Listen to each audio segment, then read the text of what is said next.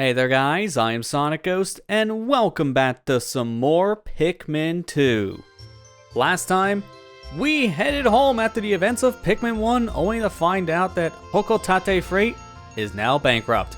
So, along with our new friend Louie, we made our way back to the distant planet and landed at the Valley of Repose. This said area very conveniently had our first treasure we needed to start paying off the debt in Pikmin 2. And we're starting here in the title screen because, as you can see, we got an interactable title screen here because there's a bulborb in the middle of it. What is going on, dude? Don't eat my Pikmin. We haven't even started the game yet and we're already having problems. It didn't take long. Well, I'm gonna press the select button to get this guy out of here. Go away, bulborb. On the title screen here on Pikmin 2, you can actually mess around with it, and depending on what you do, you get different effects.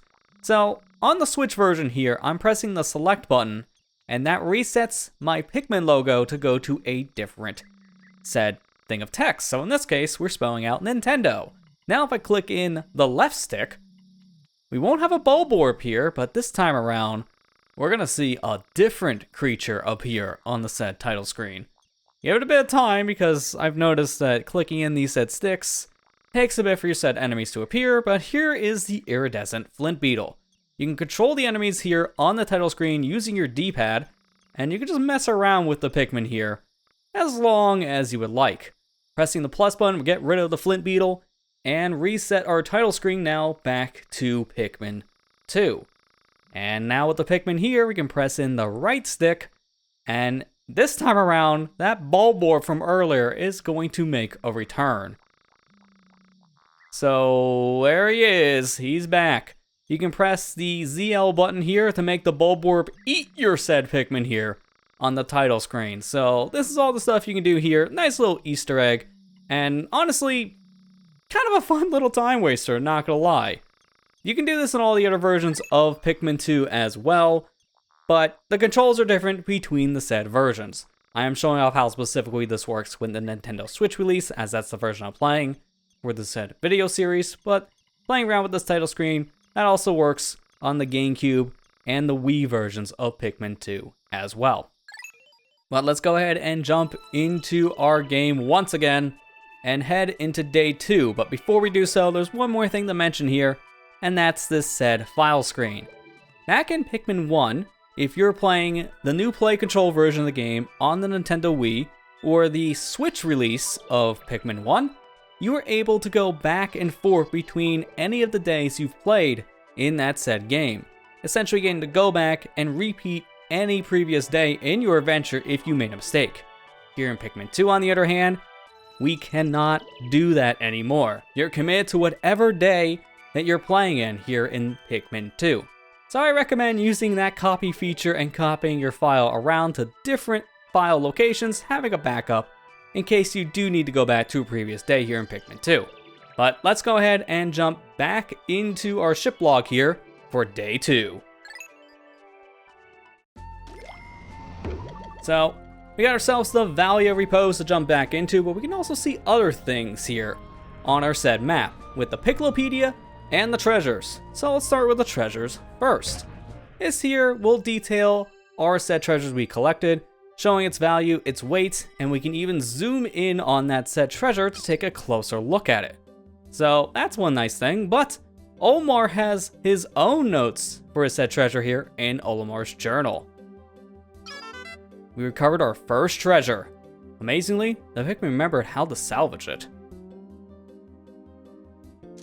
I can't understand their adorable language, and I don't know what they're thinking. Yet, I'm so happy to see them. When I crashed on this planet, the Pikmin helped me locate my missing ship parts. In my darkest hour, the Pikmin were there for me. Now that I've reunited with them, I know everything will be alright. It will. Right?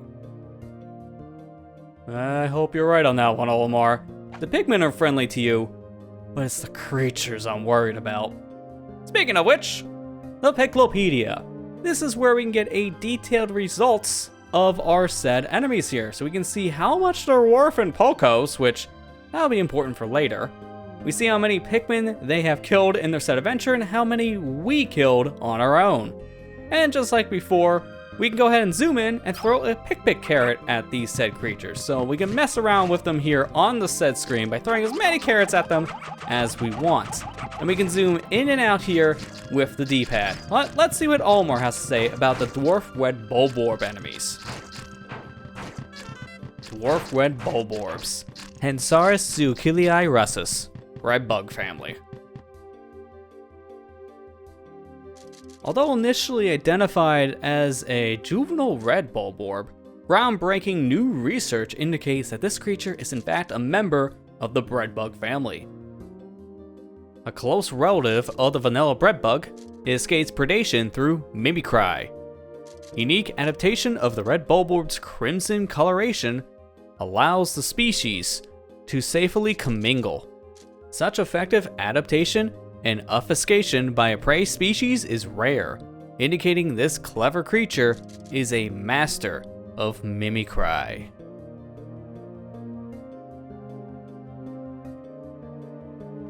Olimar's a wordy guy, isn't he? He's got a lot to say about all these different creatures, and that even includes the pellet posies here. We can see what these things are worth and how many Pikmin they kill, but if these things kill a Pikmin, I'm gonna have several questions. You can throw carrots at these as well, but what's the point? They're plants. They don't react to carrots. They don't even know there are carrots around them. What does Olimar have to say about these? Pellet posy, Amplus nutrio, pelletweed family. In the stem of the pellet posy, one can observe the muscular fiber unique to half plant, half animal species, such as the Pikmin and candy pop flowers. So, the pellet posy is a species that could be considered a close relative. Although the ability to crystallize nectar is unique to a small group of the pelletweed family, the fact that these plants reach maturity so quickly and that their pellets contain such high concentrations of the natural nutrients in the soil explains why the Pikmin and so many of the other indigenous species are so reliant on these pellets for subsistence. Translation, these things are good. And we like them. Grow more Pikmin. A lot of words, man. You're a very wordy dude. But hey, that can kind of help us out. And if you want to know more about the things you collect or the enemies you fight, you can easily go to your Pikmopedia or your treasure screen at any time here, as long as you're here on the area select screen. But we spent more than enough time doing, everything but play Pikmin 2. So how about we jump back in the Valley of Repose to continue our adventure.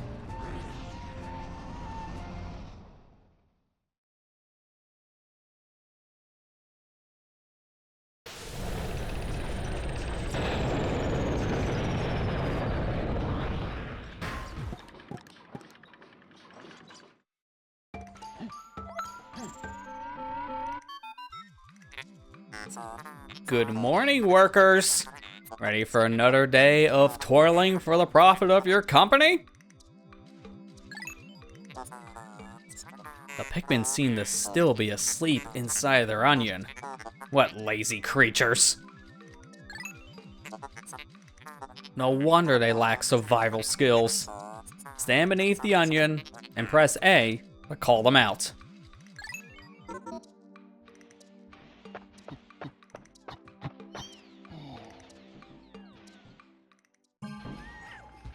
So if we press A here underneath the onion, we can see how many Pikmin we have in total in the onion, along with pulling them out to add them to our squad. We can pull out as many as we want right now because we have only 20, so we can easily fill up our said squad here. Now we can see how many we're pulling out in total, along with how many Pikmin we'll have for this said family of Pikmin added to our overall party on the said field. Since we only have 20, let's pull out the entire squad. From here, let's go ahead and get some work on growing Pikmin right away because we're going to need a lot of Pikmin here to get a lot of work done here in the Valley of Repose. So I'll throw some 5s on this set 5 pellet here, which will give us 5 red Pikmin. And this is the whole reason why we're trying to get as many Pikmin as possible. This bag needs a total of 35 red Pikmin, and we don't have nearly as many red Pikmin to work with here. So we're gonna have to grow a lot of reds to do anything here in the early stages of the Valley Repose. So let's just go ahead and get to work on growing as many Pikmin as possible. Starting in day 2, you will notice here that we have a timer for how long we can be in a said area, just like with Pikmin 1. But unlike Pikmin 1, don't worry about this said in-game timer all that much, because in Pikmin 1, you had to do a lot in a very short amount of time. In Pikmin 2, you have the same amount of time limit in your said day as you do in the first game, which is roughly around 13 minutes in real time. That's how long it takes for a single day here to pass in Pikmin 2. But in Pikmin 1, we only had 30 days in total to spend on this said mysterious planet because we only had about 30 days of oxygen supply in our suit.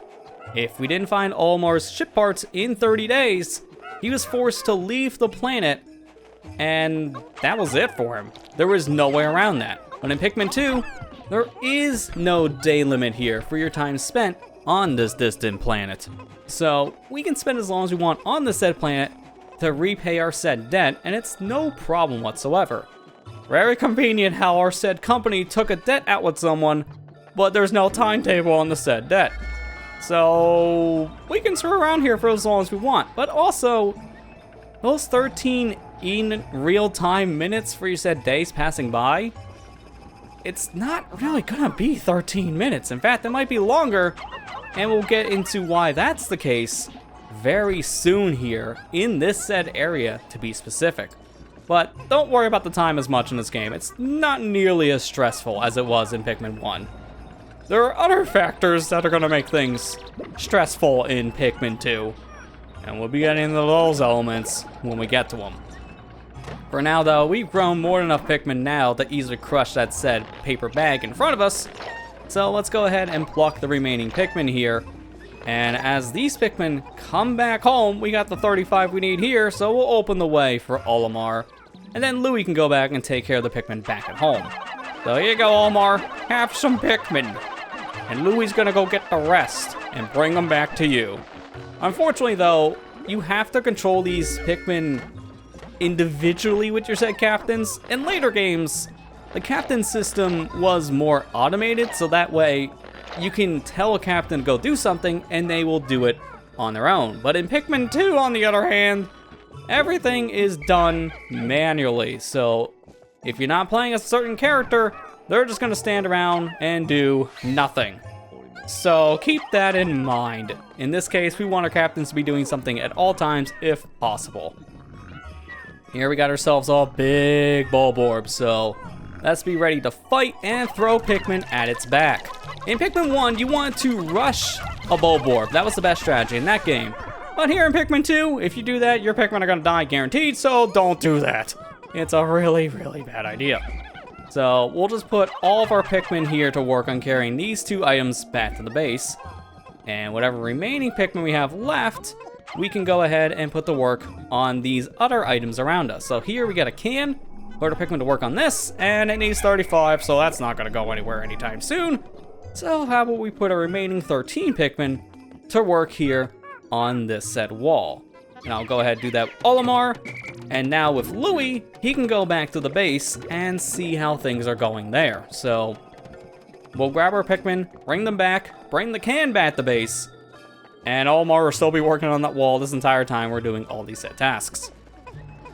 So I'll pluck our Pikmin here, and we can see our number is growing ever so slightly, but hey, growth is growth.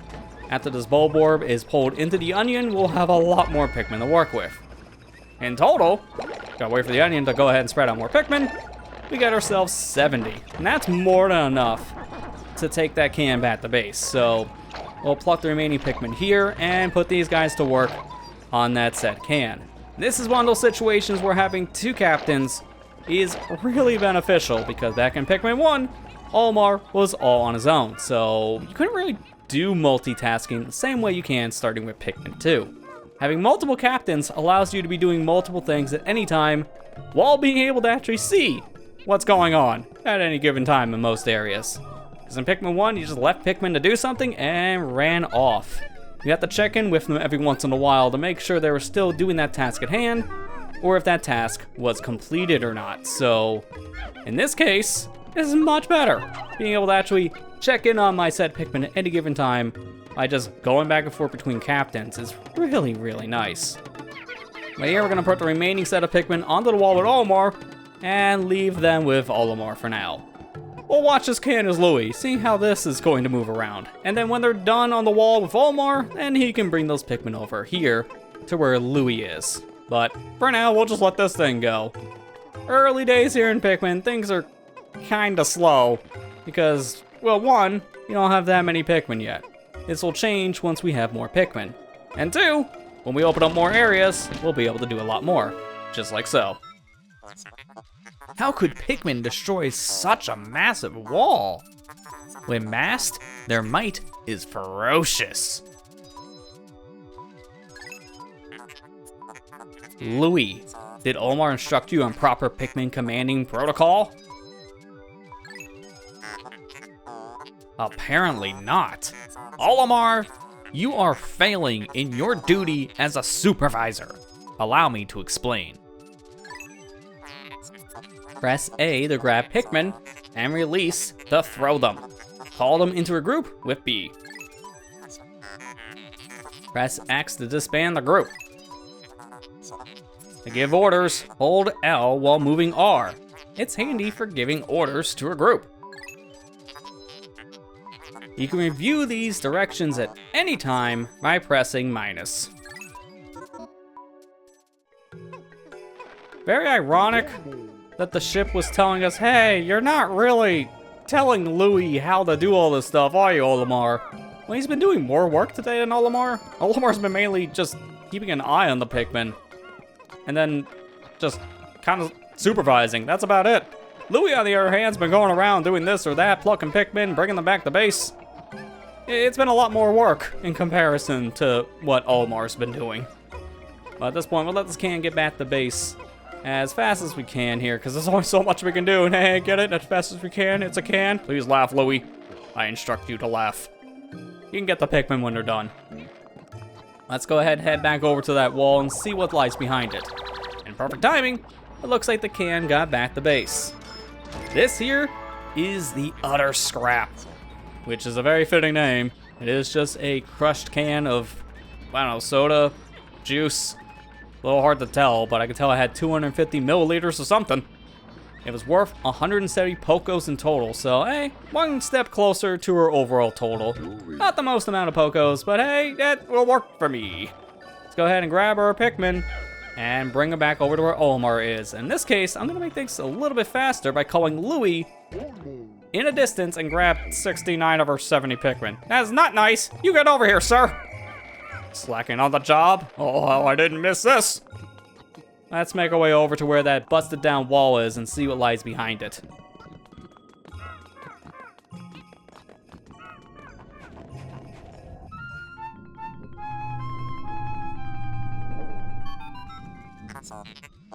Interesting.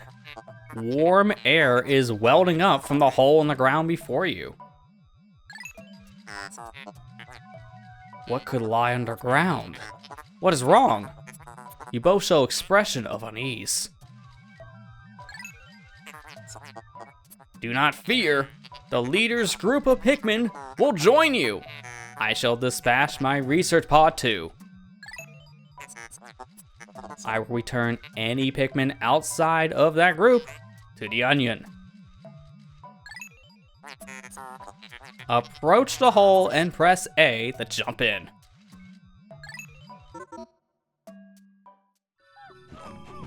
So, as our ship said, this here is a cave, specifically the Emergence Cave. We have 70 Pikmin with us in total, which means those said 70 Pikmin will enter this said cave with us. But if we threw one of them away, for example, now it's not our party, 69 of our 70 Pikmin will join us. So that one Pikmin would go back to base into its onion thanks to that said ship.